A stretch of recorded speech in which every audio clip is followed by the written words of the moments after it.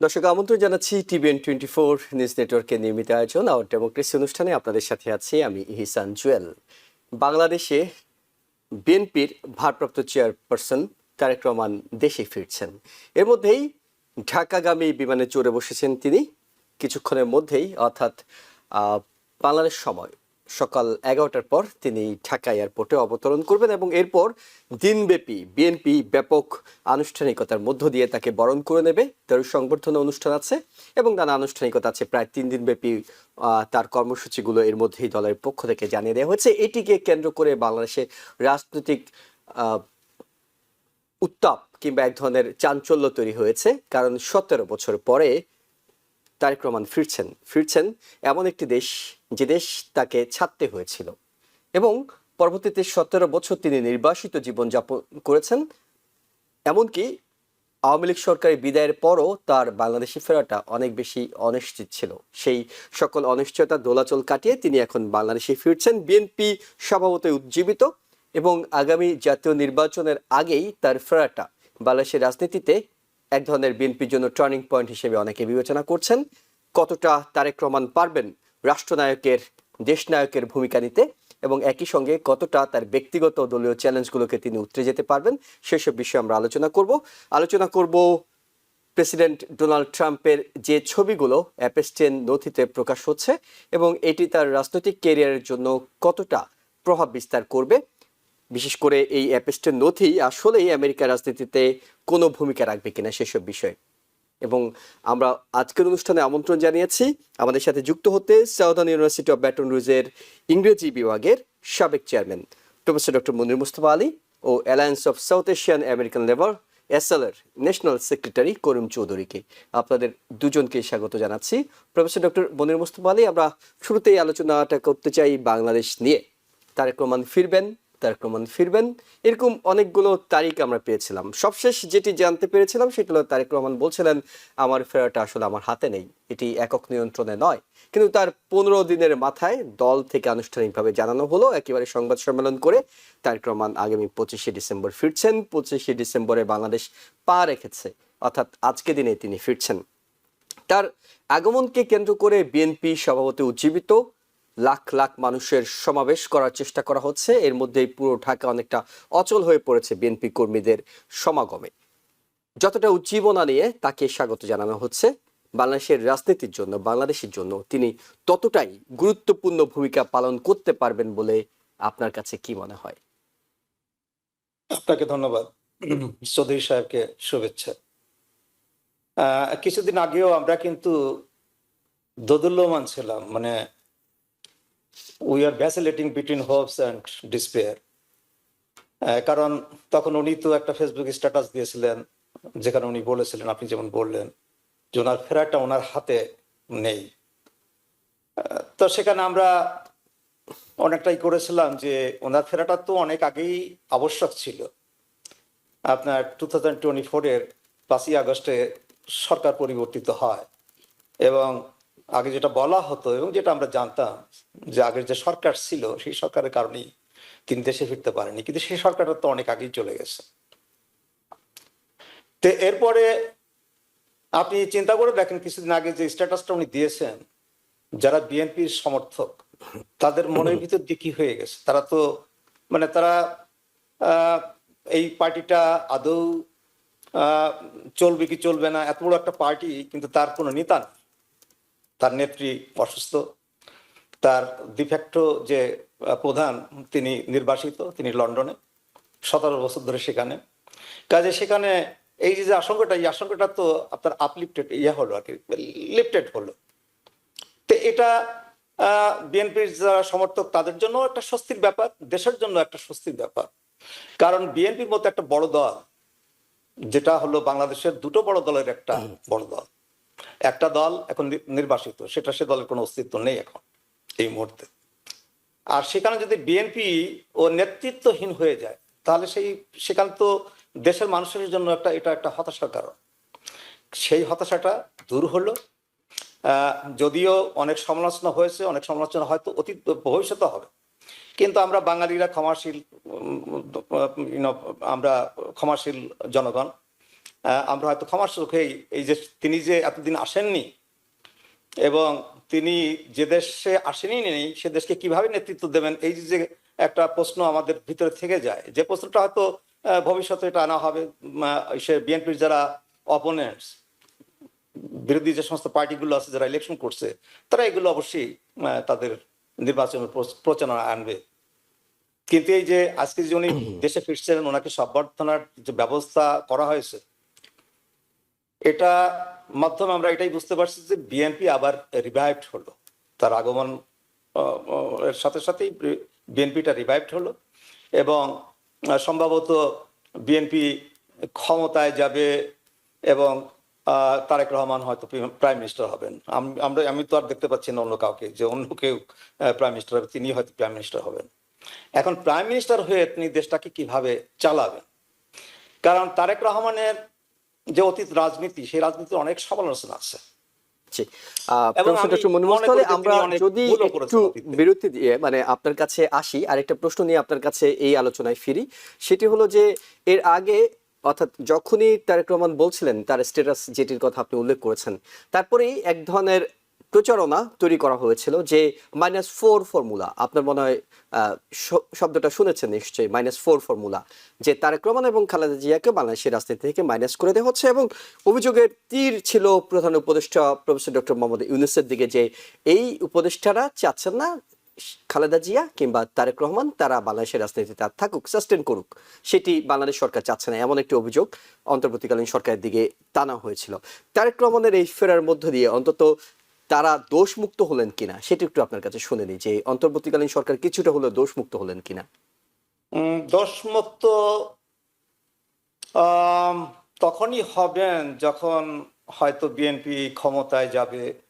এই সমস্ত না মানে সরকার ওনাদের তো দায়িত্ব নেই যে বিএনপি কে ক্ষমতায় নিয়ে যাওয়ার দায়িত্ব তো আর ওনাদের না, যদি জনগণ সমালোচনা ভোট থাকবে, দেন। বুঝলেন। এই যে অন-11 যে গভর্নমেন্ট ছিল, তারা যে -2 করার কথা বলেছে, সেই সমালোচনা তো এখনো চলে। হ্যাঁ, কাজে এটা যে একেবারে একেবারে হয়ে যাবে তা না। আমি যেটা বলছি সেটা হলো যে এগুলো ক্ষমার চোখে দেখবে আর কি। দেখেন, সেই অন-11 সরকারও তো আওয়ামী লীগ ক্ষমতায় গেল, তাদেরকে তো এমন কিছু করেনি যে সেই -2 কারণে তাদেরকে অ্যারেস্ট করা হয়েছে, তাদেরকে জেলে পড়া হয়েছে, কোনো তেমন কিছু তো আমরা দেখতে পাইনি। যে একটা ট্রানজিশন হয়ে গেছে, কিন্তু সমালোচনা হয়েছে। আর এই যে -2 আর -4 বলেন, রাজনীতি থেকে কাউকে মাইনাস করা যায় না। মাইনাস হয়তো হয়ে যায়, তাদের রাজনীতির ভুলের কারণে মাইনাস হয়ে যায়। যেমন ধরেন, মুসলিম লীগের মতো একটা শক্তিশালী পার্টি মানে 25 বছরের মধ্যে সেটা মাইনাস হয়ে গেল, এই ভূখণ্ড থেকে মাইনাস হয়ে গেল। কাজে জোর করে কাউকে মাইনাস করা যায় না। এই যে এই চেষ্টাটা করা, এটা অত্যন্ত ভুল। সে যে কোনো এবং গভর্নমেন্টের এই প্রসঙ্গে আপনার কাছে আরেকটা প্রশ্ন করি, সেটা হলো যিনি তারেক রহমানকে বাইরে রাখার চেষ্টা করেছিলেন সাবেক প্রধানমন্ত্রী শেখ হাসিনা, মানে অনুভূতির জায়গা থেকে একটু জানতে চাওয়া আর কি আপনার কাছে, যে সেটি কল্পনা কিংবা ভাবতে পারছেন কিনা যে তার অনুভূতিটা এখন কেমন হচ্ছে। যাকে আপনি 17 বছর বাইরে রাখলেন, তিনি রাজার ভেসে দেশে ফিরছেন, আপনি অন্য একটা দেশে পলাতক জীবনযাপন করছেন, এখন পর্যন্ত চেহারাটা দেখাতে পারেননি। তাহলে ওনার অনুভূতিটা আসলে কেমন হতে পারে এই সময়টাতে? না, ওনার অনুভূতি আমি কিভাবে বলবো? তো আমি বলতে পারি যে আমি যদি ওই ইসে থাকতাম, ওই ওই ইসে থাকতাম, আমি একজন রাজনীতিবিদ, আমি একটা দেশের প্রাইম মিনিস্টার ছিলাম, অনেকদিন ধরে প্রাইম মিনিস্টার ছিলাম। আজ আমি কেউ না সেই দেশের, আমি বাইরে একটা দেশে আছি। আর আমার যে অপোনেন্ট, হ্যাঁ, যাকে আমি মানে জেল পর্যন্ত দিয়েছি, তার তো যাবজ্জীবন জেলও হয়েছিল, তাই না? তিনি আজ বীরের বেশে দেশে ফিরছেন। তিনি নিশ্চয়ই দেখবেন তাকে যে অভ্যর্থনা দেওয়া হবে, সেটা আমি তো আশা করি যে বিশাল একটা অভ্যর্থনার ব্যবস্থা অলরেডি হয়ে গেছে। হ্যাঁ, কাজে এটা যে তার জন্য খুব সুখকর তা তো নিশ্চয় না। কিন্তু এগুলো তো আসলে এগুলো এই আমাদের এখানে আলোচনা করা, এটা এর চেয়ে বরং আমি যেটা বলি যে জি, আপনি এই যে বিএনপি যে ক্ষমতায় যাচ্ছে এবং আহ আহ তারেক রহমান যে প্রাইম মিনিস্টার হচ্ছে, মানে আপনি ধরে এখন নিচ্ছেন আমাদের এটা মানে দেশটা কনফার্ম কনফার্ম আপনার কাছে?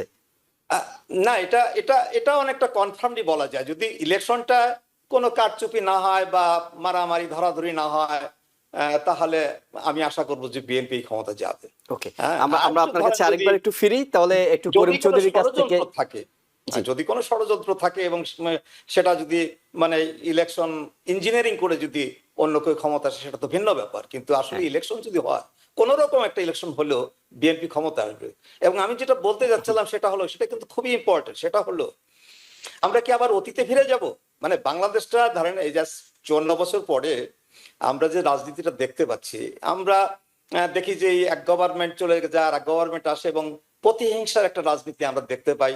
আমরা ক্ষমতায় গেলে সেই ক্ষমতা আর ছাড়তে চাই না। আমরা কি এইটা ধরে রাখবো? এখানে আমি বলবো যে তারেক রহমান যদি প্রাইম মিনিস্টার হয়, তার হাতে কিন্তু বিরাট একটা সুযোগ হবে। মানে দেশের একটা বরেণ্য নেতা, একটা স্টেটসম্যান হওয়ার তার একটা সুযোগ হবে এবার, যে অতীতের রাজনীতি ভুললে আমরা গণতন্ত্র যেটা বুঝি। আর উনি 17 বছর গ্রেট ব্রিটেনে ছিলেন। গ্রেট ব্রিটেনের গণতন্ত্র তো উনি সচক্ষে দেখেছেন অনেকবার, সেখানকার ইলেকশন উনি অনেকবার দেখেছেন, সেখানকার ট্রান্সফার অফ পাওয়ার তিনি অনেকবার দেখেছেন। হ্যাঁ, এবং আমি আশা করবো যে সেটা দেখে দেখে উনি শিখেছেন। হ্যাঁ, এবং সেইভাবে যদি বাংলাদেশের পলিটিক্সটা উনি হ্যান্ডেল করতে পারেন, যে ইলেকশন এরপরে যে ইলেকশন হবে সেই ইলেকশনটা সত্যিকার অর্থে ইনক্লুসিভ ইলেকশন হবে, এবং সেই ইলেকশনে যে ক্ষমতা যাবে তাকে ক্ষমতা সহজভাবে ছেড়ে দিতে হবে। আমরা আসবো তারেক রহমানের প্রসঙ্গে থাকবো, এরপরে আপনার কাছে আসবো। ভুল করেছে, সেই ভুলগুলোর জন্য পুনরাবৃত্তি না হয়। মানে আপনি কোন ইলেকশনটার কথা বলছেন? এই 2026 এর কথা বলছেন না 2031 এর কথা বলছেন? জি, আমি ভবিষ্যতের কথা বলছি, 2031 এর কথা বলছেন। ওকে, আমরা আসবো, আমরা তারেক রহমানের প্রসঙ্গে থাকবো, আপনার কাছে আসবো। করিম চৌধুরী, আপনার কাছে জানতে চাই, যেটি অনেকটা প্রফেসর ডক্টর মনির মোস্তফা আলীও বলছেন, যে যদি অন্য কোন রকম বড় ধরনের ষড়যন্ত্র না হয়, বিএনপি হয়তো সামনে ক্ষমতায় যেতে যাচ্ছে এবং বিএনপি ক্ষমতায় গেলে তারেক রহমানই হবেন প্রধানমন্ত্রী, এটি ধারণা করে নেওয়া যাচ্ছে। আমরা এখন পর্যন্ত ধারণায় থাকছি। আপনি তারেক রহমানকে ছাত্র অবস্থায় কিছুটা হলেও কাছ থেকে দেখার সুযোগ পেয়েছেন, ছাত্র রাজনীতির কারণে হোক। আমরা আপনার কাছে জানতে চাই, তখন তারেক রহমানকে দেশনায়ক বলা হতো, এখনো দেশনায়ক বলা হয়। দেশনায়ক থেকে তারেক রহমানের এখন রাষ্ট্রনায়ক হওয়ার একটা সুযোগ তৈরি হয়েছে। প্রফেসর ডক্টর মনির মোস্তফা আলী বিভিন্নভাবে বলার চেষ্টা করেছেন, আমরা পরবর্তীতে তার কাছ থেকে আবারও শুনবো, যে তারেক রহমান একটা বড় সুযোগ পাচ্ছেন, কিন্তু এই সুযোগটা কাজে লাগানোর জন্য সক্ষমতা, রাজনৈতিক প্রজ্ঞা এবং বিচক্ষণতা কিংবা উদারতা, সেগুলো তিনি এই 17 বছরে কতটা অর্জন করেছেন? তার কথা, তার কাজ, অন্যান্য বিশ্লেষণ থেকে আপনার কাছে কি মনে হয়? 17 বছর আগের যে তারেক রহমানকে দেখেছিলেন, এখন 17 বছর পর যে তারেক রহমানকে দূর থেকে দেখেছেন, তিনি কতটা এই আশাবাদের জায়গাগুলো পূরণ করতে পারবেন? ধন্যবাদ। প্রফেসর মনির মোস্তফা আলী যে কথাগুলো বলেছেন, এর পরে আমার সম্ভবত আর বেশি কিছু অ্যাড করার আমার কারণ নেই। কারণ বিএনপি গত 16-17 বছর আন্দোলনের মাটি ছিল। বিএনপির নেতৃত্বাধীন বহুদলীয় গণতন্ত্রের যে প্রবর্তন বাংলাদেশে, সেটা বাংলাদেশের সমগ্র জনগণ সবসময় স্মরণ রাখবে। যখন বাকশালীয় একদলীয় বাকশাল থেকে জিয়াউর রহমানের নেতৃত্বে যখন বহুদলীয় গণতন্ত্রের প্রবর্তন হয়, তখন সাধারণ মানুষের কথা বলার সুযোগ হয় রাজনীতিতে। পরবর্তীতে শেখ হাসিনা যখনই ক্ষমতায় আসছেন, তখনই একনায়কতন্ত্র এবং দেশের সার্বভৌমত্বকে পার্শ্ববর্তী একটি রাষ্ট্রের হাতে তুলে দিয়ে নিজের ক্ষমতাকে কুক্ষিগত করে দেশের মানুষকে জিম্মি করেছেন, দেশের অর্থনীতি এবং রাজনীতিকে জিম্মি করেছেন। যার ফলে একটা বৃহত্তর রাজনৈতিক দল হওয়ার পরেও 75 সালে যেরকম মানুষ কবর দেওয়ার জন্য মানুষকে এই দাফন করার মতো লোক ছিল না তৎকালীন রাষ্ট্রপ্রধানকে, ঠিক 2024 সালে সামরিক বাহিনীর এবং একটি বিদেশি শক্তির সহযোগিতায় দেশ ত্যাগ করে জীবন বাঁচালেও এই দলটির আজ অস্তিত্ব বাংলাদেশে নাই। দলটির নাম ধরে পরিচয় দেওয়ার মতো কোনো লোক বাংলাদেশে নাই। কোটি কোটি টাকা খরচ করে পার্শ্ববর্তী দেশ থেকে উস্কানি দিয়ে কিছু লোককে যখনই মিছিল মিটিং কিছু করা হয় বা কিছু বিবৃতি দেওয়া হয় কিছু ভাড়াটিয়া বুদ্ধিজীবীকে দিয়ে, সেটা জনগণ ধিক্কার জানায়। সেটা আপনি দেখেছেন জনগণ কিভাবে ধিক্কার জানিয়েছে। এই সুযোগে একটু কথা বলে নেই। আমি আশা করব প্রফেসর মনির মোস্তফা আলীও জয়েন করবেন সেক্ষেত্রে। আমার কাছে ডেইলি স্টারের মাহফুজা নামের কথা এবং প্রথম আলোর মতিউর রহমান ভাইয়ের কথা বলতেছি। এই দুইজনতে এত বড় চাটুকার, এত বড় মিথ্যাবাদী, সেটা আমি বুঝতে কষ্ট হতো যদি না শুনতাম, নিজের কানে না শুনতাম, যে এর আগে বাংলাদেশে কোনো সংবাদপত্রে আগুন দেয়া হয় নাই। মাহফুজ সাহেবকে ডাইরেক্ট জিজ্ঞাসা করার সুযোগ হবে কিনা জানি না, যদি কখনো বাংলাদেশে যায়। আমার খুব কষ্ট হয় তাকে ডেইলি স্টারের মতো একটা প্রতিষ্ঠিত পত্রিকার এডিটর হিসাবে সম্বোধন করতেও। তিনি দিনকাল যখন পোড়াইয়ে দেওয়া হয়, ভেঙে দেওয়া হয়, সংগ্রামে যখন এই বয়োবৃদ্ধ সম্পাদককে তার সন্ত্রাসীরা গিয়ে তার অফিসে মারধর করে তাকে বের করে দেওয়া হয়, পত্রিকার অফিস ভাঙচুর করে বন্ধ করে দেওয়া হয়, আমার দেশ পত্রিকার অফিস থেকে কিভাবে একটা অসুস্থ সম্পাদককে মারধর করে সন্ত্রাসীরা, সাদা পোশাকের পুলিশেরা, বিদেশি এজেন্টরা ধরে নিয়ে আসলো, সেই কথাগুলো ভুলে গেছে। এর অর্থ এই না যে এই দুইটা পত্রিকার অফিসে আগুন দেয়াকে আমি সমর্থন করছি, তবে দুইজন প্রতিষ্ঠিত সম্পাদকের মুখে যখন মিথ্যা এবং একটা বিদেশি রাষ্ট্রের বাণী শুনতে পাই, বিদেশি রাষ্ট্রের সমর্থন, তাদের যে ন্যারেটিভ সেটাকে সমর্থন করে, সত্যিই তাদেরকে ধিক্কার জানায়। একটা পার্থক্য মনে করুন যদি আছে, একটা পার্থক্য মনে হয় আগের আগুন কিংবা আগের ঘটনাগুলোর সাথে একটা পার্থক্য কিন্তু আছে। আগের আগুনটা কিংবা এই আটক, গ্রেপ্তার সেগুলো হয়েছিল একটা সরকারের মদদে, সরকারের যে বাহিনী আছে তারা গিয়ে করেছিল। কিন্তু আপনি মানে কোনো মবের মাধ্যমে সেটি হয়নি, সেটি ইন্টেনশনালি হয়েছে, অর্থাৎ আপনার ক্ষতি আমি করতে চাই, আপনাকে আমি অ্যারেস্ট করতে চাই, আপনার উপর হামলা করতে চাই, সেটি হয়েছে। সেখানে সরকার ছিল জুয়েল ভাই, আমি এগ্রি করছি, সেখানে সরকার নেতৃত্ব দিয়েছে, সরকার কন্ট্রোল, এইবার প্রথম আলো ডেইলি স্টারের উপর হামলা কারা নেতৃত্ব দিয়েছে? আপনি যখন সেটাকে মব বলছেন, আপনার সরকারের পুলিশের সাথে তখন ছাত্রলীগের নেতারা গিয়েছিল না সংগ্রাম অফিসে? তখন ছাত্রলীগ এবং যুবলীগের নেতারা গিয়েছিল না আমার দেশের পত্রিকায়? কিন্তু এখন যারা দিয়েছে তাদের একটা পরিচয় ছিল, করিম চৌধুরী, তাদের তো একটা পরিচয় ছিল। একটা জিনিস আমাদের স্বীকার করতে হবে, ডেইলি স্টার এবং প্রথম আলোর বিরুদ্ধে জনগণের যে মানে তাদের যে প্রতিশোধ স্পৃহা, সেটাতে সরকার, ইন্টিম গভর্নমেন্টের কোনো হাত ছিল না। এবং যেটা জনগণ তাদের কার্যক্রমের ভিত্তি করে তাদের যে সরকারের মানে বিদেশি সরকারের প্রতি সমর্থন এবং সংবাদকে বিভিন্নভাবে তারা যে প্রকাশ করেছে, এমনকি জুলাইয়ের এই আন্দোলনকেও তারা বলেছিল মব। যখন দেশটা অন্যদের হাতে উঠে গেছে তখন এই দুটো পত্রিকায়, আমি এই দুটো পত্রিকার মানে করিম ভাই, তর্কের জন্য আপনার কাছে একটা প্রশ্ন, দুটো প্রশ্ন করব তর্কের জন্য আপনার কাছে। সেটি হলো, এই জুলাই আন্দোলনের সময় বাংলাদেশের কোন গণমাধ্যমটি প্রথম আলো ডেইলি স্টারকে আপনি দোষ দিচ্ছেন কিংবা তাদের উপর অভিযোগ দিতে যাচ্ছেন, কোন গণমাধ্যমটি বলেছিল যে ছাত্ররা যে আন্দোলন করছে এটি ন্যায্য আন্দোলন কিংবা তাদের পক্ষে ছিল? কোনটি? এক। দুই নম্বর প্রশ্ন হলো, যারা হামলা চালিয়েছে, পরিচয়টা তো আপনিও দিতে পারছেন না, আমিও দিতে পারছি না, যারা হামলা চালিয়েছে তাদের চেহারাগুলো যদি দেখেন, তাদের একজন মানুষও ডেইলি স্টার পড়ে এমনটা আপনার কাছে মনে হয়েছে কিনা? এই দুটো প্রশ্ন করতে চাই। ধন্যবাদ। এই শেষের প্রশ্ন দিয়ে আগে দেখুন, একটা দেশে যখন বিক্ষোভ, বিদ্রোহ এবং একটা জিনিস যখন জনমত গড়ে ওঠে, আমি যারা জনমত গড়ে তুলি তারা ফ্রন্ট লাইনে থাকি না, ফ্রন্ট লাইনে থাকে যারা আবেগাপ্লুত হয়ে যায়, তারাই কিন্তু ঘটনাগুলো ঘটায়, যার ফলে আপনার উত্তরটা সেখানে জড়িত আছে। হ্যাঁ, আর কোন পত্রিকায় যখন আপনি দেখেছেন যে 72 থেকে 75 সাল পর্যন্ত বাংলাদেশে কয়টা পত্রিকা ছিল? সমস্ত পত্রিকা এবং মিডিয়াগুলোকে শাটডাউন করা হয়েছিল, মানুষকে গলা চেপে ধরা হয়েছিল, তাদের বাক রুদ্ধ করা হয়েছিল। ঠিক একই অবস্থাও শেখ হাসিনার সময়ে কিছু করেছিল। আমরা যারা দেশের বাইরে ছিলাম তারাই শুধুমাত্র বিভিন্ন মিডিয়ার মধ্য দিয়ে আমরা কিছু প্রতিবাদ করতে সাহস পেয়েছি। তাও সেই কারণে দেশে 12 বছর ধরে যেতে পারি নাই। আমার মতো হাজার হাজার মানুষ, লাখ লাখ মানুষ যায় নাই, তারা ভয়ে। আমি কথায় ফিরে আসছি এখন তারেক রহমানের কথায়। দেখুন, তারেক রহমানকে ছাত্র অবস্থায় যেমন দেখেছি আন্দোলনকালে, আপনাকে আমি আগেই বলেছি আমি ছাত্রদল করতাম ঢাকা বিশ্ববিদ্যালয়ে, অতএব আমার কথায় যদি কোনো এক পেশে থেকে ক্ষমা করবেন, আমি সেটা থেকে অ্যাভয়েড করার চেষ্টা করি। তবে তারেক রহমানের যখন হাওয়া ভবন পর্যন্ত যাওয়া হয়, তখনকার তারেক রহমান তার ছাত্র জীবনের তারেক রহমান সে ভিন্ন ছিল আমার দৃষ্টিতে।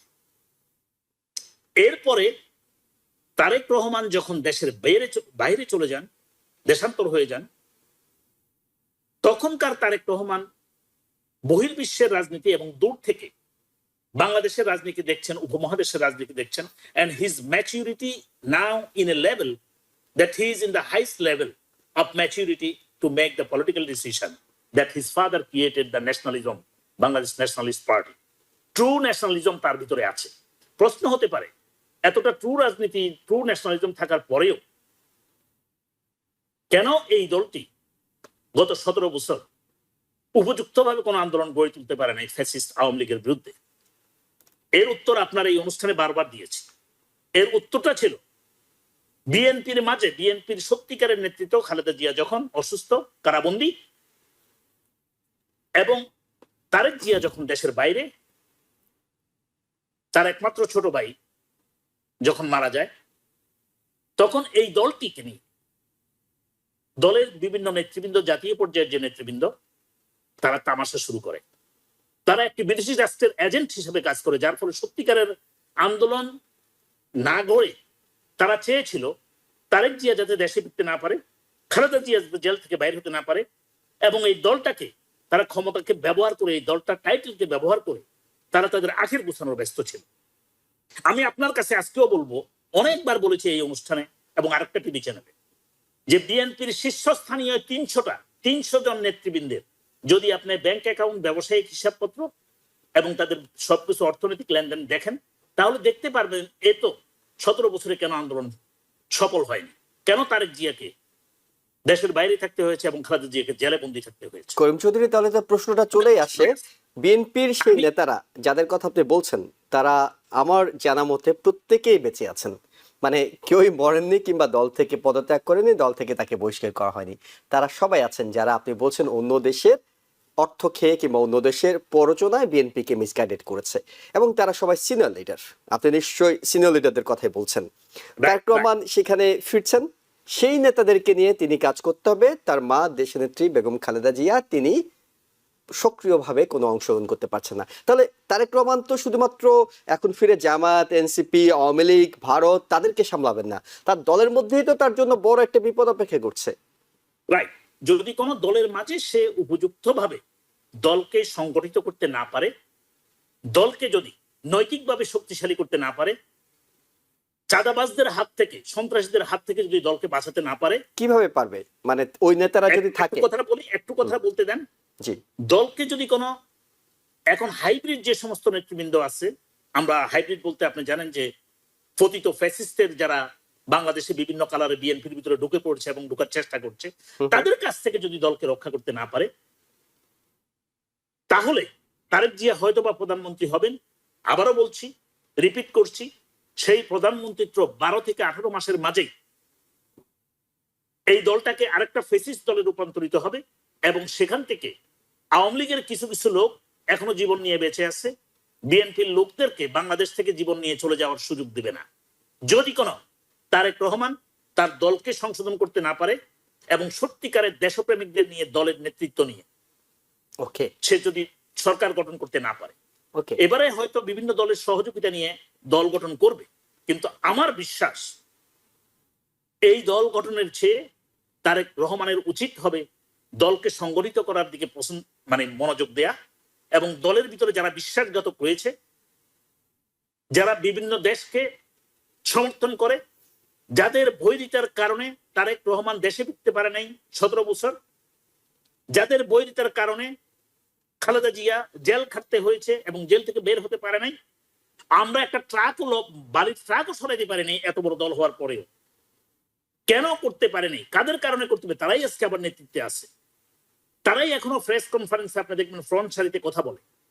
যদি তাদেরকেই আবার নেতৃত্বে রাখা হয় এবং পলিসি মেকিং এ রাখা হয়, তারেক জিয়ার জন্য বড় ধরনের উদ্যোগ রয়েছে। দেশের ভবিষ্যৎ অচিরেই আবার শুধু ফ্যাসিজম নয়, আমার খুব ভয় হয় দেশকে টোটালি ধ্বংস হয়ে যাওয়ার সম্ভাবনা রয়েছে। এই ক্ষেত্রে তারেক জিয়াকে আমরা বিশ্বাস করি, তার রাজনৈতিক প্রজ্ঞা এবং দীর্ঘদিন বিদেশে থেকে সে গণতন্ত্রের প্রতি যে তার শ্রদ্ধাবোধ এবং কনফিডেন্স জন্মেছে, সেটা ব্যবহার করে দেশবাসীকে একটা আশার বাণী শোনাবেন, এবং সে অনুযায়ী তার দলকে সংগঠিত করে দুর্নীতি, চাঁদাবাজদের বিরুদ্ধে তিনি অভিযান চালাবেন দলের ভিতরে এবং বাইরে, এবং তার মন্ত্রিসভায়, তার সরকারে কোনোভাবেই যাতে স্বজনপ্রীতি, দুর্নীতি এবং দেশ বিরোধী কোনো কার্যক্রম সংগঠিত না হয়। যে সমস্ত টেন্ডারবাজি নিয়ে তার বিরুদ্ধে অতীতে যে অভিযোগ ছিল হাওয়া ভবনের, সেই বিষয়গুলি থেকে অবশ্যই তিনি লার্ন করবেন এবং দেশকে বর্তমান যে পরিস্থিতি আছে সেই পরিস্থিতি থেকে শুধু অগ্রগতির দিকে নিয়ে যাবেন। ওকে, মনির মুস্তফা আলী, একটু আপনার কাছে আসি তাহলে। করিম চৌধুরী, আমরা একটু যাই ওনার কাছে। সেটি হলো যে, যেই আশঙ্কার কথা করিম চৌধুরী বলছেন মনির মুস্তফা আলী, সেটি হলো যে তারেক রহমান আসতে পারবেন, সরকারও গঠন করতে পারবেন, কিন্তু 2 থেকে আড়াই বছর, তিনি 1.5 থেকে 2 বছর বলছেন, এর মধ্যে তার যে দলের মধ্যে সমস্যা, তার যে প্রতিবেশী রাষ্ট্রের সমস্যা, দেশের মধ্যে সমস্যা, অন্য দলগুলো যারা বিরোধী দল হিসেবে তখন থাকবে তাদের সমস্যা, সবকিছু মিলে হয়তো বিএনপির জন্য বিদায়টা কিংবা বিএনপির জন্য ভবিষ্যৎটা খুব একটা সুখকর হবে না। আপনার কাছে কি তাই মনে হয়? যাই হোক, আমি বিএনপির ভিতরের কথা জানতাম না। জনাব চৌধুরী সাহেবের কথা থেকে জানলাম যে ভিতরে মানে দলের মধ্যেও দল থাকে এবং সেখানে ষড়যন্ত্র থাকে এবং বিএনপিতে একটা ষড়যন্ত্র আছে। কিন্তু আমি এখানে যেটা বলবো যে আসলে আমাদের দেশে বড় দলগুলো কারা চালায়? দুটো ফ্যামিলি। বিএনপিটা জিয়ার ফ্যামিলি চালায়, আওয়ামী লীগটা শেখ মুজিবের ফ্যামিলি চালায়, এবং তারা হিউজলি পপুলার। যতই আমরা বলি না কেন, যতই যে মানে ফ্যামিলিগত রাজনীতি আমরা বাংলাদেশ থেকে নির্বাসিত করতে চাই, কিন্তু আমাদের পার্টিগুলো, আমাদের সাবকন্টিনেন্ট পার্টিগুলোই দেখেন আপনার হ্যাঁ। কতগুলো পরিবারের সাথে জড়িত। তো এখানে আমি বলবো যে তারেক রহমানের যদি সদিচ্ছা থাকে তাহলে তিনি তার দলকেও পরিশুদ্ধ করতে পারবেন এবং দেশটাকেও একটা আলাদা জায়গায় তিনি নিয়ে যেতে পারবেন। এবং সে ধরনের কিছু আলামত আমি পাচ্ছি। যেমন করিম সাহেব বললেন যে তারেক জিয়ার রাজনীতি অনেক চেঞ্জ হয়েছে। তিনি কতগুলো ফেজের কথা বললেন। ছাত্র সময় এক রাজনীতি ছিল, হাওয়া অনেক গিয়ে রাজনীতিটা একটু নেগেটিভ দিকে গেছে। আবার এই যে লন্ডনে নির্বাসিত হওয়ার পরে তার ম্যাচুরিটিটা আসছে, রাজনৈতিক যে ম্যাচুরিটি সেটা আসছে, এবং এটা কিন্তু আমিও লক্ষ্য করেছি। তার বক্তৃতা, তার কথাবার্তা, তার আচার আচরণে একটা ব্যাপক চেঞ্জ আমি দেখতে পেয়েছি, এবং একটা পরিপক্ক রাজনীতিবিদ তিনি ইতিমধ্যেই হয়ে উঠতে পেরেছেন। এবং সেইটা যদি উনি যখন রাষ্ট্রের ক্ষমতা যখন উনি পান, তখন যদি সেইটা উনি না ভুলে গিয়ে অতীতের দিকে আবার মানে রিভার্ট ব্যাক না করে উনি যেটা শিখেছেন, যেটা দেখেছেন, যেগুলো দ্বারা তার রাজনীতি পরিপক্ক করেছেন, সেগুলোকে নিয়োজিত করে যদি রাজনীতিটা একটা অন্য ধারায় নিতে পারে, তাহলে দেশের ভবিষ্যৎ খুবই ভালো। উনি নিজেও জানেন, উনি একজন রাজনীতিবিদ, এবং এখন তো বয়স কম না, ওনার সম্ভবত 60 বছর বয়স হয়েছে। তো বাংলাদেশটা আপনার গত 55 বছরে, 54-55 বছরে আমরা রাজনীতি থেকে এমন একটা পর্যায়ে নিতে পারিনি যেটা আমাদের মানে জনগণের প্রশংসা কুড়াবে বা বহির্বিশ্বের প্রশংসা কুড়াবে, এবং সেই সুযোগটা তার হাতে এবার আছে। সেই জন্য আমি বলেছি, দেখেন আমি কোনো রাজনৈতিক দলের কেউ না। যেমন করিম সাহেব উনি ছাত্র দল করেছেন, আমি কিন্তু ওই ছাত্র রাজনীতিও করিনি, আমি কোনো দলও করিনি। আমার বাড়ি গোপালগঞ্জ, আমি আওয়ামী লীগকে ভোট দিয়েছি, এবং আমি আওয়ামী লীগের বাইরেও আমি ভোট দিয়েছি আমি যখন বাংলাদেশে ছিলাম। জি। তো আমি যেটা বলবো সেটা হলো যে আমরা যখন এই যে সমালোচনা করি, যখন আমরা একটা দলকে পয়েন্ট আউট করি যে এই দলের সমস্ত ত্রুটি, ওই দলের কোনো ত্রুটি নেই, হ্যাঁ, এইটা কিন্তু ভুল হবে। আমরা যদি দেশের মঙ্গল চাই তাহলে দেখতে হবে যে অতীতে প্রত্যেকটা দল, যে সমস্ত দলই ক্ষমতা আসছে, তারা ক্ষমতায় টিকে থাকতে চেয়েছে। আমি বলবো যে বিএনপিও যতবার ক্ষমতায় গেছে ততবারই কিন্তু তারা ক্ষমতা ছাড়তে চায়নি, কিন্তু তারা সাকসেসফুল হয়নি। আওয়ামী লীগ সাকসেসফুল হয়েছে। আমার কথাটা কিন্তু একটু বোঝার চেষ্টা করবেন যে হ্যাঁ, একেবারে পরিষ্কার বার্তা আপনার। বিএনপি চেষ্টা করেছে, সাকসেসফুল হয়নি। আওয়ামী লীগ চেষ্টা করেছে, তারা সাকসেসফুল হয়েছে। হ্যাঁ, কাজে ওই রাজনীতির জন্য আমরা ফিরে না যাই। এই জন্য আমাদের উচিত হবে একটা দলকে পিক আপ না করে প্রত্যেকটা দলের সমালোচনা করতে হবে। যারা আপনারা বিএনপির আছেন, হ্যাঁ, আমি খুবই আশাবাদী যে চৌধুরী সাহেব বিএনপির সমালোচনা করেছেন, বিএনপির ত্রুটি উনি তুলে ধরেছেন। ধরার প্রয়োজন আছে, কারণ এগুলো যদি আমরা না বলি, এগুলো যদি আমরা মানে এই টিভিতে যদি না তুলি, তাহলে কিন্তু ওই বিএনপি সবসময় করবে না। কাজে আমরা সেই বিএনপি হোক, আওয়ামী লীগ হোক, যেই ক্ষমতা আসুক না কেন, তাদের অতীত রাজনীতি আমরা দেখতে চাই না। তারা জন্য আমাদেরকে একটা নতুন রাজনীতি উপহার দেন, যেখানে একটা অবাধ গণতান্ত্রিক একটা রাজনীতি, যেখানে ইলেকশন হবে সুষ্ঠুভাবে এবং সুচারুভাবে, সেখানে ক্ষমতার হাত বদল হবে খুবই স্মুথলি। হ্যাঁ, কাজে এটা হয় কি, ধরেন আপনার ক্ষমতার হাত বদল যদি স্মুথলি হয়, তাহলে একটা দল এই ক্ষমতায় গেল না, এবার এই ইলেকশনে তারা গেল না, কিন্তু ভবিষ্যতে তো যাবে, তাই না? এটাই তো আমাদের, আর যে দলটা গিয়েছে সেটাও মাথায় রাখবে যে আমাদেরকে জনগণের জন্য কাজ করতে হবে। আপনার আনপপুলার হবে, বিরোধী দলটা পপুলার হবে, তারা আবার ক্ষমতা আসবে।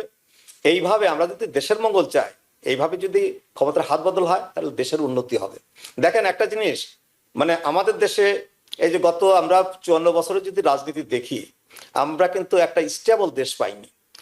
যখন আমরা একটা স্টেবল দেশ পাই না, সে দেশে কিন্তু ইনভেস্টমেন্ট হয় না, ফরেন ইনভেস্টমেন্ট বলেন, ডোমেস্টিক ইনভেস্টমেন্ট বলেন, ইনভেস্টমেন্ট আসে না। হ্যাঁ, কাজেই এই রাজনীতিবিদরা যদি এই যে সুচারুভাবে রাজনীতি করে এবং তাদের যদি ওই যে রাজনীতিবিদদের মধ্যে একটা সৌহার্দ্য থাকা দরকার, সে বিরোধী দল হোক যাই হোক, একটা সৌহার্দ্য থাকা উচিত, সেইগুলো যদি আমরা প্র্যাকটিস করতে পারি এবং দেশটাকে যদি আমরা সেই দিকে নিতে পারি, তাহলে আমাদের এই পার্টিগুলোর জন্য ভালো, দেশের জন্য ভালো, দেশটা অনেক উন্নতি করবে। আরেকটা জিনিস আমি বলবো, এটা পিছনের কোশ্চেনটা একটু আমি জাস্ট 1 মিনিট আমি একটু বলবো। এই যে মিডিয়ার কথা বললেন চৌধুরী সাহেব, আপনার এই যে প্রথম আলো এবং ডেইলি স্টার, আমরা কি গত 17 বছর দেখেছি যে এরা আওয়ামী লীগের মিডিয়া? এরা তো আওয়ামী লীগের প্রচন্ড সমালোচনা করেছেন, আওয়ামী লীগের দ্বারা এরা অপ্রেস্ট হয়েছে, তাই না? এই যে 24 জুলাইয়ের যে পরিবর্তনটা আসলে, এই পরিবর্তনকে তো এই দুটো পত্রিকায় ভীষণভাবে সাপোর্ট দিয়েছে, তাই না? প্রফেসর ইউনূস যখন ক্ষমতা এলেন, ইউনূসও তো এদেরকেই তো প্রথমে ইন্টারভিউ দিয়েছেন, এই মতিউর রহমান, মাহফুজ আনাম, এদেরকে ইন্টারভিউ দিয়েছে। হ্যাঁ, কিন্তু এই যে হঠাৎ করে মানে আমরা পত্রিকার সাথে, আমরা মিডিয়ার সাথে দ্বিমত পোষণ করতে পারি, কিন্তু মিডিয়ারও কিন্তু একটা পলিটিক্যাল ফিলসফি থাকে। কোনো মিডিয়া আপনার কনসারভেটিভ হয়, কোনো মিডিয়া প্রোগ্রেসিভ হয়। হ্যাঁ, কাজে তাদের মতবাদের সাথে আমরা বিরোধিতা করতে পারি, কিন্তু সেই পত্রিকাগুলো যে জ্বালিয়ে দেওয়া, সেই পত্রিকাগুলোকে অ্যাটাক করা এইভাবে, এটা ঠিক না। বিশেষ করে পশ্চিমা দেশে থেকে আমরা কিন্তু এগুলোর সাপোর্ট করতে পারি না। দেখেন আমাদের দেশেই তো ফক্স নিউজ আছে, আমাদের দেশে CNN আছে, আমাদের দেশে MSNBC আছে। আপনি কি সবগুলো কি পছন্দ করেন? নিশ্চয়ই আপনি পছন্দ করেন না। যারা CNN পছন্দ, যারা MSNBC পছন্দ করে, তারা ফক্স নিউজ পছন্দ করে না। যারা ফক্স নিউজ পছন্দ করে না তারা MSNBC পছন্দ করে না। তার মানে তো এই নয় যে যারা লিবারাল তারা ওই ফক্স নিউজকে যে আগুন ধরে দেবে, বা যারা কনসারভেটিভ তারা ওই MSNBC কে আগুন ধরিয়ে দেবে। হ্যাঁ, মিডিয়ার মতো কাজ করবে, আমরা তাদের সমালোচনা করব, কিন্তু এই ধরনের অ্যাটাক মিডিয়াতে আসা একদমই সমীচীন নয়। জি, অনেক ধন্যবাদ আপনাকে। করিম চৌধুরী, একটু আপনার বক্তব্য শুনতে চাই। সেটা হলো যে সবাই আমরা বলছি যে তারেক রহমান গত 17 বছর অনেক ম্যাচিউরড রাজনীতি দেখিয়েছেন, ম্যাচিউরড কথা বলেছেন, রাজনীতিতে সহনশীলতা তার বক্তব্যের মধ্যে অনেকবারই উঠে এসেছে, গণতন্ত্রের কথা উঠে এসেছে। আবার অনেকে একটু বলছেন যে তিনি আসলে একটা ভালো ছাত্র হিসেবে ভালো একটা পরীক্ষার জন্য প্রস্তুতি নিয়েছে, তিনি নিয়মিত প্রফেসরের নোট নিয়েছেন, তিনি ক্লাস করেছেন, দিনের পর দিনে আদায় করে দিয়েছেন, কিন্তু পরীক্ষার হলে তো এখনো প্রবেশ করেননি। পরীক্ষার হলে প্রবেশ করলে তো রেজাল্টটা আসলে পাওয়া যাবে, যে তিনি যখনই রাষ্ট্রের দায়িত্ব পাবেন তখনই তো আসলে বুঝে যাবে যে তিনি যা বলেছেন সেগুলো কি আসলে কাগজে কলমের কথা, নাকি বাস্তবে তিনি সেটা বাস্তবায়ন করতে চান। এই জায়গা থেকে আপনার কাছে যে প্রশ্নটা রাখতে চাই সেটা হলো, আপনি আশঙ্কা করছিলেন একক দল হিসেবে বিএনপি ক্ষমতায় গেলে বেশি দিন টিকবে না। তারেক রহমান তার বক্তব্যে জাতীয় সরকারের কথা বারবার করে বলছিলেন। এই জাতীয় সরকার গঠনে তারেক রহমানকে তো এগিয়ে আসতে হবে, অর্থাৎ বড় দলের বড় নেতা হিসেবে তাকে তো প্রস্তাব দিতে হবে, কিংবা তাকেই তো এক পা এগিয়ে এসে সবাইকে আহ্বান জানাতে হবে যে আসুন সবাই মিলে দেশটা গড়ি। সেই জায়গাটা তিনি কতটা করবেন? আমি আপনার প্রশ্নের সরাসরি কতটুকু তিনি জাতীয় সরকার গঠনের ক্ষেত্রে ভূমিকা রাখবেন সেই প্রসঙ্গে যাওয়ার আগে আমি একটু একটা জিনিস ক্লিয়ার করতে চাই আমাদের দর্শকদেরকে এবং অবশ্যই প্যানেলিস্ট প্রফেসর মনির মোস্তফা আলীকে। আমি কোনোভাবেই কিন্তু পত্রিকার অফিসে মব অ্যাটাক করা, আগুন দেয়া, তাকে জ্বালিয়ে দেওয়ার সমর্থন করি না, করব না। কিন্তু যেটা আমি প্রতিবাদ করতে চেয়েছি, এই দুইজন পতিতযশা সাংবাদিক, সম্পাদক কিভাবে মিথ্যাচার করছেন যে ইতিপূর্বে বাংলাদেশে কোন পত্রিকায় এইভাবে মব হয় নাই, অ্যাটাক হয় নাই। আমি সেটার 3টা উদাহরণ দিলাম। তেনারা তখন তাদের 2 পত্রিকাতে সে ব্যাপারে একটি লাইনও লেখেন। নির্লস এই 2 সাংবাদিক কাদের রিপ্রেজেন্ট করে সে বিষয়ে হয়তো অনেক বড় অ্যানালাইসিস হওয়া দরকার, আজকের এই অনুষ্ঠানে নয়। ওকে, তবে তাদের গত 16 বছরের যে স্ট্যাটস আমার কাছে আছে, hard to swallow to believe they represent Bangladesh. I have some article, I have some news that I read that connect something, many other negative dots. So we'll talk about this thing later on, maybe on a different show. But let's go to the Tariq Rahman's national government. জি, খুব ছোট করে আমরা শুনবো, তারপর তারেক রহমান যখন national গভর্নমেন্টের কথা বলছেন, তিনি কিন্তু কারো অনুরোধে সাড়া না দিয়ে তিনি বলছেন জাতীয় স্বার্থে একটা জাতীয় সরকার গঠন করা উচিত, দেশকে যে অতল গহ্বর থেকে সমস্যার হাত থেকে তুলে সবাই মিলে আমরা দেশ গঠনের কাজে লাগাবো। সেই জন্যই তারেক রহমানের নেতৃত্বে, তারেক রহমানের পরামর্শেই আপনি দেখেছেন ইতিমধ্যেই বিএনপি বিভিন্ন যারা রাজনৈতিক সহযোগী সংগঠন রয়েছে তাদের সাথে মিলে আসন পর্যন্ত বন্টন করছে। আর সবচেয়ে বড় জিনিসটা, নির্বাচনের পরে যখন নির্বাচিত হবে, যারা নির্বাচিত হয়ে আসবেন সংসদের, তাদেরকে নিয়ে যখন জাতীয় সরকার গঠন করার প্রস্তাব দিবেন, তখন হবে সত্যিকার অর্থে জাতীয় সরকার। কিন্তু জাতীয় সরকার গঠন করলেই কি সমস্যার সমাধান হবে? আজকের এই যে সমস্যা, অ্যাকাউন্টেবিলিটি যেখানে না থাকবে, গণতান্ত্রিক প্রতিষ্ঠানগুলোকে যখন শক্তিশালী করবেন, তাদেরকে যখন দায়িত্ব দেবেন এবং দায়িত্ব পালনের সার্বিকভাবে ক্ষমতায়ন করবেন, সহযোগিতা করবেন, তখনই সত্যিকারের গণতন্ত্র বিকশিত হবে।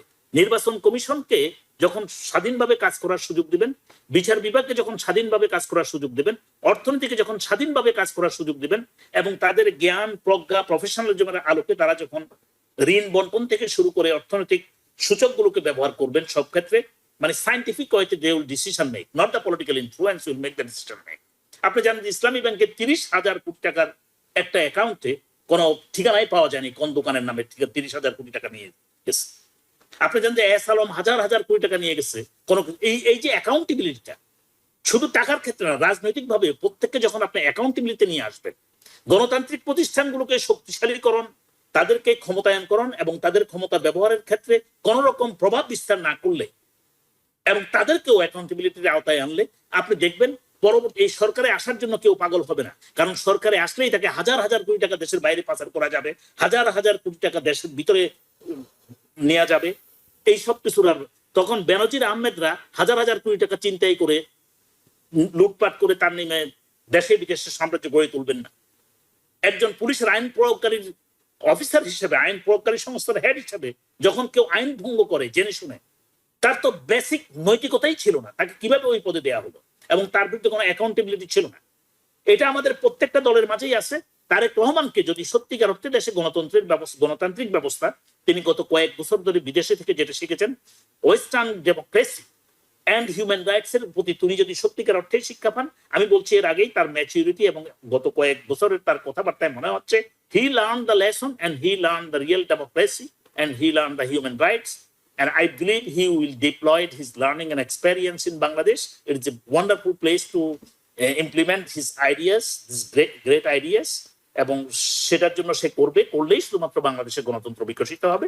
অ্যাকাউন্টেবিলিটি, আমি বারবার বলবো, সেই গণতান্ত্রিক প্রতিষ্ঠানগুলোকে শক্তিশালী করা এবং রাজনীতিবিদদের অ্যাকাউন্টেবিলিটি যদি আনা হয়, ক্ষমতা থেকে সরে যাওয়ার সাথে সাথে তাকে যখন আবার জবাবদিহিতার আসতে হবে, তার কর্মকাণ্ডের জন্য জবাবদিহি করতে হবে, তখনই আপনি দেখেন বিচারের মুখোমুখি হওয়ার ভয়ে প্রত্যেকটা রাজনীতিবিদ সঠিকভাবে চলবে এবং দেশের স্বার্থে কাজ করবে।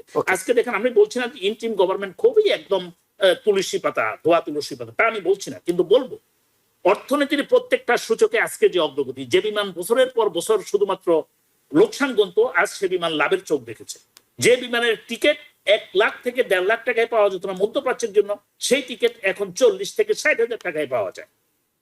ইট ওয়াজ ইজি। যেভাবে সিন্ডিকেট কন্ট্রোল করা হয়েছে, পণ্যের দাম এখন, আমি যখন এই আপনার এই অক্টোবরে দেশে ছিলাম, 2 সপ্তাহের জন্য দেশে গিয়েছিলাম, 7 কেজি গোলা আলু 100 টাকা আমার গ্রামের বাজার, এবং আমি শহরেও যাই দেখেছি 5 থেকে 7 কেজি গোলা আলু 100 টাকা। কিন্তু এটা কয়েকদিন আগেই, গত 16 বছর এটা চিন্তাও করা যায়নি, কেননা এই গোলা আলু তো এখানেই প্রোডাক্ট হয়, এখন গোলা আলু বাংলাদেশ থেকে এক্সপোর্ট হয়। তো এই যে জিনিসটা, সিন্ডিকেটটা এখন ভেঙে দেওয়া হয়েছে বা ভেঙে দেওয়ার পথে আছে, এই যদি কোনো এই ভালো উদ্যোগটা কন্টিনিউ থাকে এবং সেটা দিন দিন উত্তরোত্তর হয়, জনগণের স্বার্থে হয়, আপনি দেখবেন দেশের ভবিষ্যৎ অতীতেই চেঞ্জ হয়ে যাবে। আরেকটা সংবাদ আপনারা দেখেছেন, আমরা সময় খুব কম পাচ্ছি, 306 কোটি টাকা লাভ করেছে শিপিং কর্পোরেশন। জীবনে স্বাধীনতার পর থেকে এই সংস্থারই কখনো লাভ দেখে নেই। আওয়ামী লীগ, বিএনপি, জাতীয় পার্টি সবাই দেশের রাজনীতি করেছে, সবাই ক্ষমতার স্বাদ পেয়েছে, কিন্তু দেশের এই প্রতিষ্ঠানটি কখনো লাভ দেখে নাই, লাভের মুখ দেখে নাই। এবারে প্রথম তত্ত্বাবধায়ক সরকারের অধীনে গত 16 মাসে এই 306 কোটি টাকা লাভের মুখ দেখলো। কিভাবে হচ্ছে? শুধুমাত্র টাকা লাভ সবসময় হয়েছে, সেটা অন্য জায়গায় চলে গেছে, কর্পোরেশনের হাতে ছিল না, চুরি হচ্ছে না, চুরিটা বন্ধ করতে পেরেছে। Professor doctor Monir Mustafa Ali, 1 minute করে নেব আমরা, সময় খুব কম, এই কারণে সেটা হলো আমরা অর্থনৈতিক সুযোগগুলোর কথা তিনি বলছিলেন। একটু আমেরিকাতে ফিরি, সেটি হলো যে সিএনএন এর সবশেষ যে পোলটি আমরা দেখতে পাচ্ছি, সেখানে রিপাবলিকান এবং ডেমোক্রেট কেউই জনগণের অর্থনীতির কথা শুনছে না, অর্থনৈতিক যে একটা ক্রাইসিস চলছে সেটা নিয়ে শুনছেন না। এই বিষয়ে এই পোলটি সম্পর্কে সংক্ষেপে 1 থেকে 1.5 মিনিট আপনার কাছে একটু শুনি। হ্যাঁ, ইকোনমি তো একটা অনিশ্চয়তার ভিতর দিয়ে যাচ্ছে আজকে, বিশেষ করে মানে সাধারণ জনগণের জন্য এটা খুবই অনিশ্চয়তার ভিতর দিয়ে যাচ্ছে। আপনি যদি আপনি যদি স্টক মার্কেট দেখেন তাহলে মনে করবেন যে আমেরিকার ইকোনমি মানে একেবারে এই তো প্রতি সপ্তাহে সপ্তাহে তারা রেকর্ড ব্রেক করে। হ্যাঁ, অথচ দ্রব্যমূল্য কমছে না, আপনার ইনফ্লেশন কমছে না। হ্যাঁ, এদিকে তো আনএমপ্লয়মেন্ট রিপোর্ট আমরা যেটা দেখতে পাচ্ছি সেটাও তো সংখ্যাজনক। লেবার মার্কেটের অবস্থা খুব ভালো না। হ্যাঁ, কাজেই আমেরিকার ইকোনমি একটা আশঙ্কাজনক ইস্যুর ভিতর দিয়ে যাচ্ছে। এটা কখন ভেঙে পড়ে এর কোনো ঠিক নেই, এবং আমার তো মনে হয় যে একটা একটা একটা ইকোনমিতে একটা ধস আসবে হয়তো খুব তাড়াতাড়ি। হ্যাঁ, তো সেটা থেকে উত্তরণের জন্য যে সমস্ত প্রচেষ্টার দরকার, আপনার দুটো পার্টির মধ্যে কোনো মিল নেই। আপনি তো জানেন যে গভর্নমেন্ট অনেকদিন শাটডাউন ছিল। হ্যাঁ, কোনো একটা মিনিংফুল লেজিসলেশন তারা করতে পারে না। আপনার ফেডের সাথে গভর্নমেন্টের কোনো ভালো সম্পর্ক নেই।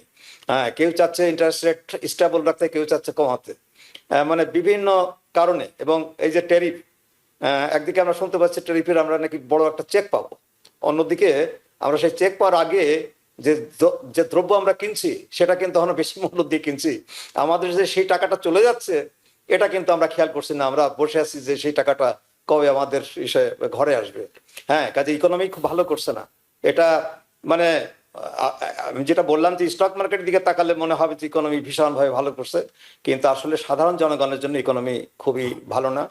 এটার জন্য দুই দলের একসাথে কাজ করতে হবে। মানে এই যে আপনার ট্রাম্পের ব্যাপারে ডেমোক্র্যাটদের একটা অ্যালার্জি আছে, তার সাথে কাজই করা যাবে না। এবং ট্রাম্পের ব্যাপার হলো তিনি রাষ্ট্রপ্রধান, তিনি প্রেসিডেন্ট, কিন্তু ওনার কথায় মনে হয় যে উনি এক দলের প্রেসিডেন্ট, উনি ঠিক দুই দলের প্রেসিডেন্ট না। সারা ইউনাইটেড স্টেটসের প্রেসিডেন্টটাই দুই দলেরই কিছুটা একসাথে কাজ করার প্রবণতা দেখাতে হবে। মানে এরা দুটোই স্টাফ বন, একদিকে রিপাবলিকান প্রেসিডেন্ট স্টাফ বন, এবং তার কারণে তার যে অনুসারী আপনার সেই বলেন কংগ্রেস বলেন, তারা তো ওই ট্রাম্পের ভয়ে হয়তো ডেমোক্র্যাটদের সাথে কাজ করতে সাহস পায় না। হ্যাঁ, ওদেরকে ডেমোক্র্যাটরাও যে সবার সাথে কাজ করা যাবে কিন্তু ট্রাম্পের সাথে কাজ করা যাবে না, ট্রাম্প খুব টক্সিক, তার সাথে কাজ করা যাবে না। এইগুলো কি করে দেশের ইকোনমির কথা চিন্তা ভাবনা করে হ্যাঁ এই দুই দলেরই এগিয়ে আসা উচিত এই ইকোনমিটিকে অ্যাকসেপ্ট করার জন্য। ওকে, খুব চৌধুরী একটু আপনার কাছে শুনি, ছোট্ট করে শুনবো এই কারণে যে না হয় আমরা মানলাম যে ট্রাম্প শুনছেন না, রিপাবলিকানরা শুনছেন না দেশের জনগণের ইকোনমির এই দুরবস্থার কথা, ডেমোক্রেটরাও তো শুনছে না। আপনারা তো ডেমোক্রেটদের রাজনীতি করছেন, ডেমোক্রেট লিডাররাও শুনছেন না এই বিষয়টি। তাহলে সামনে নির্বাচনে ডেমোক্রেটদেরকে নিয়ে আসাটা আসলে কোথায়? স্টিয়ারিংটা যখন ডোনাল্ড ট্রাম্পের হাতে, এটা রিপাবলিকানদের হাতে না, আমি মনে করি না এটা রিপাবলিকানদের হাতে। যেমন তার রিপাবলিকানরাও ডোনাল্ড ট্রাম্পকে সাপোর্ট দেয় না, তার পলিসিকে সাপোর্ট দেয় না, including immigration, economic policy, including tariff support. রিপাবলিকানরাও সাপোর্ট দিচ্ছে না, কিন্তু সেটা মুখে প্রকাশ করতে পারছে না। ভোটেও সেখানে আপনি দেখেছেন ইতিমধ্যে কংগ্রেসে অনেকগুলো ভোটে রিপাবলিকানদের কি করুণ অবস্থা হয়েছে। এটার উত্তর দিয়েই কিন্তু আপনি অনেক কিছু জেনে যান যে একটা হিংস্র এনভায়রনমেন্টে ডোনাল্ড ট্রাম্প একজন প্রতিশোধ পরায়ণ লোক, এবং তিনি এতটা হিংসাত্মক আচরণ করতে পারেন যে আপনি দেখেছেন যে নিউ ইয়র্ক স্টেট অ্যাটর্নি জেনারেলের বিরুদ্ধে মামলা করেছে, এফবিআই ডাইরেক্টর জেমস কমির বিরুদ্ধে মামলা করেছে, কেননা তাকে সমর্থন দেয় নাই। কমির একটাই মাত্র দোষ ছিল যে সে লয়্যালটি দাবি করছিল কমি যখন এফবিআই ডাইরেক্টর ছিল।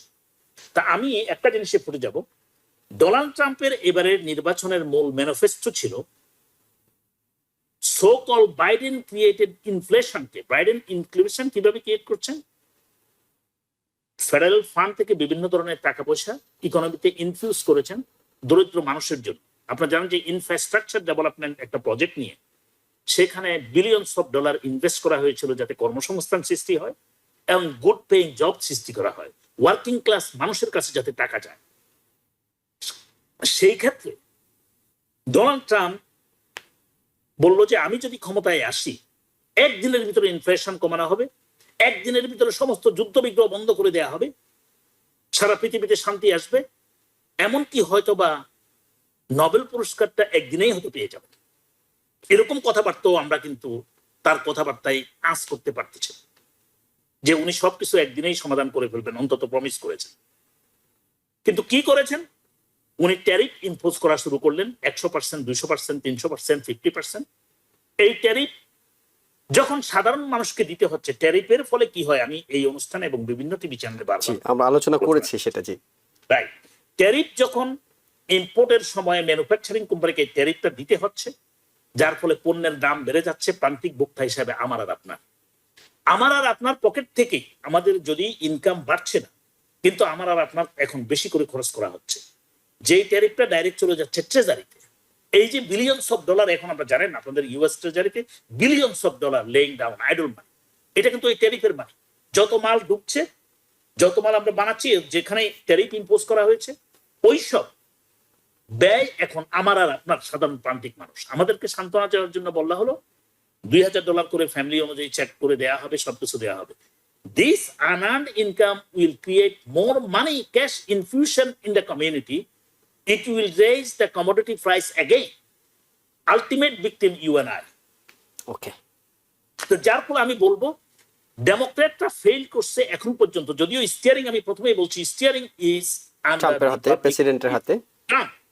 এখন সে যা ইচ্ছে তাই করে যাচ্ছে, কংগ্রেসকে পাশ কাটিয়ে শুধুমাত্র অর্ডিন্যান্সের পর অর্ডিন্যান্স জারি, এক্সিকিউটিভ অর্ডার ইস্যু করে দেশ বিরোধী কার্যক্রমে সে লিপ্ত।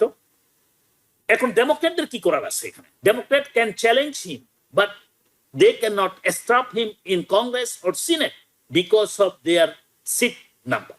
সো আমরা আশা করি এই মিড টার্ম, যেটা আমরা বলি 2026 সালের যে মিড টার্ম নভেম্বরে ইলেকশন হবে, I hope Democrat will be able to communicate their message, economic message, political message, and our foreign policy to our voters clearly. Then, আপনারা দেখেছেন ইতিমধ্যেই কয়েকটা স্পেশাল ইলেকশন হয়েছে বিভিন্ন স্টেটে, গভর্নর, স্টেট হাউসগুলোর ইলেকশন হয়েছে, সিটি কাউন্সিলের ইলেকশন হয়েছে, ইনক্লুডিং ফ্লোরিডা রেড স্টেট। আপনারা জানেন কি হয়েছে। এই যে একটা ট্রেন্ড ইতিমধ্যেই প্রকাশ পেয়েছে, তাতে করে আপনি দেখেন ল্যান্ডজি গ্রামের মতো টাউটরা, তাদেরকে এখন সিনেটর বলতে লজ্জা লাগে, বলছে এই ফ্যাকের বিরুদ্ধে যদি যায় আগামীতে রিপাবলিকানরা সব জায়গায় হারবে এবং তাদের বিচার শুরু করবে ডেমোক্রেটরা। এই সংখ্যা কিন্তু বাস্তবায়ন সত্য, তার অ্যাসেসমেন্ট কিন্তু সত্য। জি আমরা বুঝতে পেরেছি, কিন্তু আমাদের সময়ের স্বল্পতার কারণে পুরো আলোচনা হয়তো আমরা যেতে পারছি না। ক্ষমতা হারাবে রিপাবলিকানরা, ক্ষমতা হারাবে, তোমরা সবাই বিচারের মুখোমুখি হবে। আমি আশা করি এদেশের একজন নাগরিক হিসাবে, ভোটার হিসাবে তার সেই ভবিষ্যৎবাণী হয়তো এই 2026 সালে আমরা করতে পারবো না, তবে 2028 সালে দিকে আপনি বুঝতে পারবেন কি করছে। 2026 সালের মধ্যবর্তী নির্বাচনে ডেমোক্রেটরা যদি কংগ্রেস এবং সিনেটের দুই জায়গায় মেজরিটি পায়, Donald Trump will be a lame duck, and then the nation will prepare for the rest of the অনেক ধন্যবাদ আপনাদের দুজনকে। অনেক ধন্যবাদ প্রফেসর ডক্টর মুনির মুস্তফা আলী এবং করিম চৌধুরী, আপনাদের সময় এবং মতামতের জন্য। কিন্তু আমাদের সময় আসলে শেষ হয়ে গিয়েছে, তাই আমরা শেষ করতে হচ্ছে। দর্শক আপনারা যারা দেখছিলেন, আপনাদেরকে ধন্যবাদ জানিয়ে শেষ করছি। ভালো থাকবেন। TBN 24 টেলিভিশন দেখতে আজই কল করুন 7187776556। লগ ইন করুন www.totalcablebd.com। নিউ ইয়র্ক থেকে সম্প্রচারিত TBN 24 টেলিভিশন বিশ্বজুড়ে বাঙালির কণ্ঠস্বর।